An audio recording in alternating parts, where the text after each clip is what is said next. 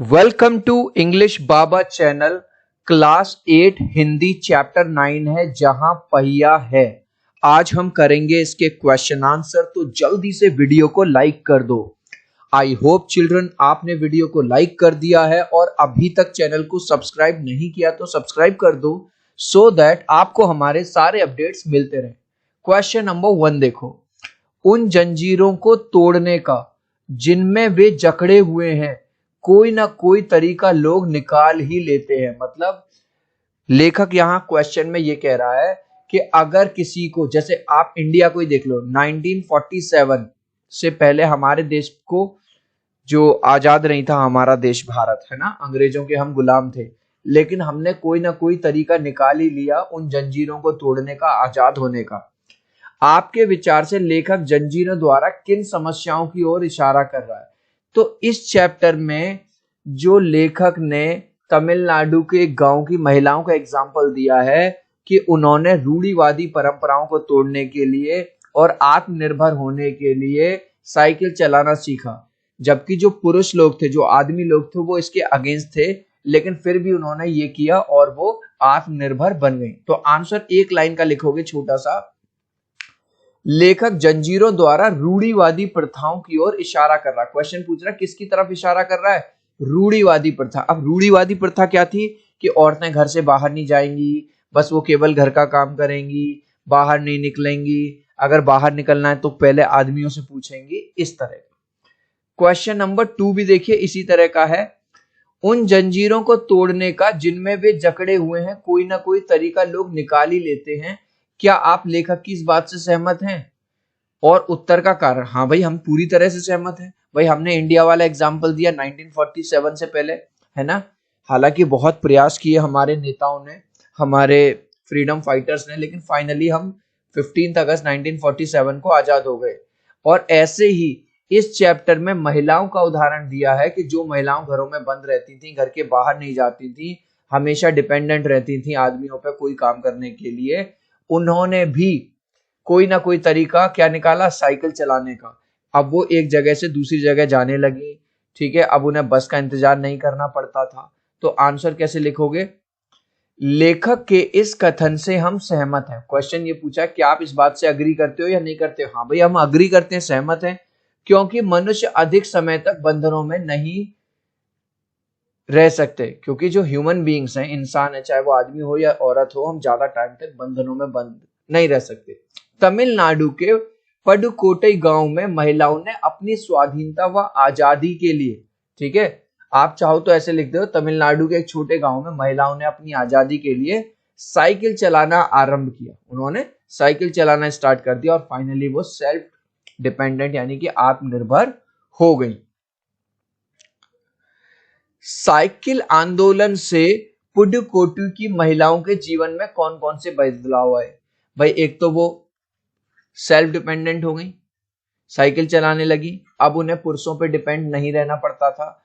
दूसरी बात है, पहले उन्हें कहीं जाने के लिए घंटों घंटों 2 घंटे तक, क्योंकि छोटा गांव था, बस भी 2-2 घंटे बाद आती थी, इंतजार करना पड़ता था, लेकिन अब उनका टाइम भी बचने लगा।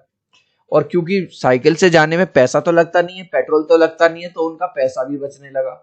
और तीसरी बात आप क्या लिख सकते हो, जब उन्होंने छोटा मोटा काम धंधा शुरू कर दिया अपनी साइकिल पे जाके, गाँवों की चीजों को वो शहरों में जाके बेचने लगी, तो उनकी आमदनी भी होने लगी, 2 पैसे भी वो कमाने लगी बेचारी, जिससे उनकी आर्थिक स्थिति सुधर गई। तो अब इन तीनों पॉइंट्स को लिख दो। नंबर 1, महिलाएं अपनी स्वाधीनता व आजादी के प्रति जागृत हुई, आजाद हो गई। समय और पैसे की बचत हुई, मैंने बताया ना, अब बस का किसी का इंतजार नहीं करना।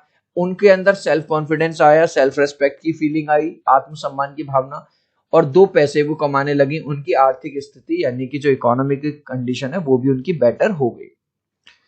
शुरुआत में पुरुषों ने इस आंदोलन का विरोध किया, परंतु आर साइकिल्स के मालिक ने इसका समर्थन किया। क्यों? अब क्योंकि गांव बहुत छोटा था और पुरानी बात है, तो पुरुष नहीं चाहते थे कि लेडीज घर से बाहर निकलें, साइकिल चलाएं, लेकिन आर साइकिल्स का जो मालिक था वो इन लेडीज के सपोर्ट में था। क्यों? क्योंकि आर साइकिल्स का जो मालिक था वो सिंगल डीलर था जो लेडीज साइकिल बेचता था। उसको पता था जितनी ज्यादा लेडीज साइकिल चलाएंगी मेरी उतनी ज्यादा साइकिल बिकेंगी, और अगर मेरी साइकिल बिकेंगी तो मुझे मोटा मुनाफा होगा, मतलब भाई जाहिर सी बात है, अगर मैं दुकानदार हूं, जितनी ज्यादा मेरी सेल होगी उतना ज्यादा मेरे पास पैसा आएगा। तो कहीं ना कहीं उसका स्वार्थ भी था, इसीलिए वो क्या है, इस आंदोलन के सपोर्ट में था। तो आंसर कैसे लिखेंगे? आर साइकिल्स के मालिक गांव के एकमात्र लेडीज साइकिल डीलर थे। मतलब क्योंकि बहुत बड़ा शहर तो था नहीं कि बहुत कहीं से भी साइकिल ले लो, एक ही डीलर था पूरे गांव में जो लेडीज साइकिल बेचता था, आर साइकिल्स का जो मालिक था। इस आंदोलन से उसकी आय में, आय मतलब उसकी जो इनकम थी, जाहिर सी बात है वो तो वृद्धि होगी, वो बढ़ेगी। इसलिए उसने आंदोलन का समर्थन किया, क्योंकि उसे पता था जितनी साइकिल बिकेंगी मुझे तो मजा आएगा, मेरा तो पैसा बनेगा। प्रारंभ में इस आंदोलन को चलाने में कौन कौन सी बाधाएं, क्या क्या दिक्कतें आ रही थी? नंबर 1, अधिकतर पुरुष महिलाओं के साइकिल चलाने के विरोध में थे। जो भी आदमी लोग थे वो नहीं चाहते थे कि लेडीज साइकिल चलाएं। नंबर 2, कई बार साइकिल चलाती हुई महिलाओं को गालियां दी जाती थी। फातिमा ने अपने इंटरव्यू में बताया कि कई बार जब वो साइकिल चलाते हुए निकलती तो लोग उस पर टिप्पणी करते थे, गालियां बकते थे।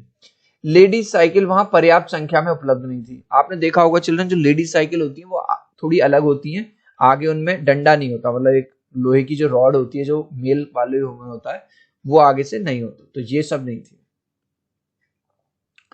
आपके विचार से लेखक ने इस पाठ का नाम जहां पहिया है क्यों रखा होगा? चिल्ड्रन आप देखो, स्टार्टिंग से ही पहिए को क्या माना जाता है? विकास। कि जहां जब इंसानों ने पहिए की खोज की तो उसने कार्ट बनाए है ना, एक जगह से दूसरी जगह जाने के लिए। पहिया इसलिए रखा होगा जहां पहिया है क्योंकि साइकिल में पहिए लगे रहते हैं, और उस पहिए से इतनी ज्यादा प्रोग्रेस हुई वहां की लेडीज से कि वो जो पहले निर्भर रहती थी पुरुषों पे, अब वो आत्मनिर्भर हो गई। इसीलिए लेखक ने इस चैप्टर का नाम जहां पहिया है रखा होगा। आंसर कैसे लिखोगे? तमिलनाडु के पडुकोट्टई गांव में साइकिल आंदोलन से महिलाओं का जीवन भी गतिशील हो गया। पहिया क्या करता है? घूमता है ना, यानी कि उसमें मोशन होता है। लेखक ने इस पाठ का नाम जहां पहिया है, ठीक है, सॉरी ये नहीं आएगी। तमिलनाडु के पडुकोट्टई गांव में साइकिल आंदोलन से महिलाओं का जीवन भी गतिशील हो गया, ठीक है। इसलिए के बाद पूरा का पूरा क्वेश्चन, लेखक ने इस पाठ का नाम जहां पहिया है रखा होगा, इसलिए रखा होगा कि जिस तरह से पहिया घूमता है एक जगह से दूसरी जगह पहुंच जाता है, उसी तरह से लेडीज की कंडीशन जो पहले बहुत खराब थी अब वो यहां से यहां पहुंच गई है। अब उन्हें आदमियों पर डिपेंड नहीं रहना पड़ता, अब वो 2 पैसे कमा लेती हैं, अब उनका आत्मसम्मान भी बढ़ गया है, छोटा मोटा वो बिजनेस करने लग गई है। अपने मन से इस पाठ का कोई दूसरा शीर्षक, मतलब इसका टाइटल हम क्या रख सकते हैं? आप कुछ भी रख सकते हो, ठीक है। औरतों की सहेली साइकिल, कुछ भी लिख सकते हो। साइकिल करेगी महिलाओं को आत्मनिर्भर, हमने ये दे दिया। भी इस पाठ के लिए उपयुक्त शीर्षक, उपयुक्त नाम हो सकता था, चूंकि साइकिल आंदोलन से महिलाएं अपनी स्वाधीनता व आजादी के प्रति जागृत हुई। तो आप कोई भी एक दूसरा टाइटल दे सकते हो। क्यों? क्योंकि केवल उस साइकिल आने की वजह से जो गांव की लेडीज जो एक टाइम पे डिपेंडेंट थी पुरुषों पे, अब वो जागृत हो गई, स्वाधीनता मिल गई उनको। फातिमा ने कहा, मैं किराए पर साइकिल लेती हूं ताकि मैं आजादी और खुशहाली का अनुभव कर सकूं। मतलब फातिमा एक वहां की एक लेडी थी, जब उसने अपने इंटरव्यू में बताया कि मेरे पास अगर पैसे नहीं है नई साइकिल खरीदने के लिए तो मैं किराए पे साइकिल ले लेती हूँ। साइकिल चलाने से फातिमा और पुडुकोट्टई की महिलाओं को आजादी का अनुभव क्यों होता होगा? भाई क्यों होता होगा? एक तो सबसे पहले उनको अब पुरुषों पर निर्भर नहीं रहना पड़ता। पहले हर काम के लिए आदमियों से परमिशन लेनी पड़ती थी, अब वो नहीं करनी पड़ती। पहले बस का इंतजार करना पड़ता था, बस 2-2 घंटे में आ रही है, अब वो भी नहीं करना पड़ता। पहले वो कोई बिजनेस, छोटा मोटा बिजनेस भी नहीं कर पा रही थी इस वजह से, लेकिन अब इन सारी वजह से अब उन्हें आजादी का अनुभव होता है। तो आंसर कैसे लिखोगे? फातिमा और दूसरी साइकिल चलाने वाली औरतों को अब कहीं जाने के लिए बस या पुरुषों पर निर्भर नहीं होना पड़ता था।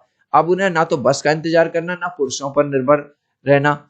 इसलिए के बाद पूरा का पूरा मैंने क्वेश्चन से, ये जो रेड रेड लिख रहा है, इसलिए साइकिल चलाने से फातिमा और पुडुकोट्टई की महिलाओं को आजादी का अनुभव होता होगा। इस लास्ट क्वेश्चन का आंसर आप मुझे दोगे कमेंट सेक्शन में, देखूंगा कितने बच्चे राइट आंसर देंगे। किराए पर साइकिल कौन लेता था? रूबी लेती थी या फातिमा? आप चाहो तो अपने आंसर में कमेंट में ए या बी लिख देना, मैं समझ जाऊंगा। सो आई होप मेरा ये छोटा सा वीडियो आपको बहुत अच्छा लगा होगा। प्लीज वीडियो को लाइक कर देना, चैनल को सब्सक्राइब कर देना। अब हम मिलते हैं अगले वीडियो में। Bye bye.